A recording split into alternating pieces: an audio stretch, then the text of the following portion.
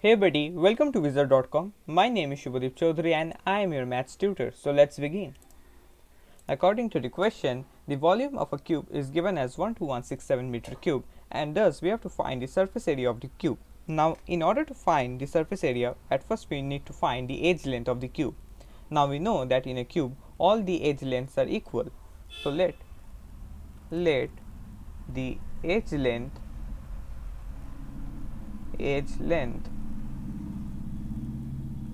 of cube be a meter. Therefore, volume will be equals a cube meter cube, and total surface area, that is the area of the six faces, total surface area is given as 6a square meter square. Now volume in the question is given as 12167 meter cube.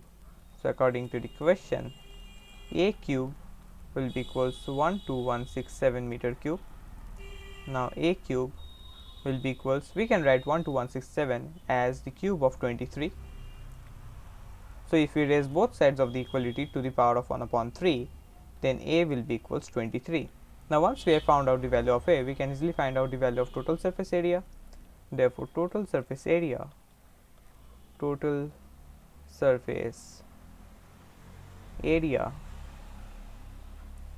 will be equal 6 multiplied by 23 square.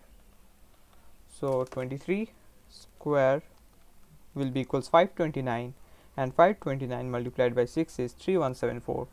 So we will have 3174 meter square as our required final answer.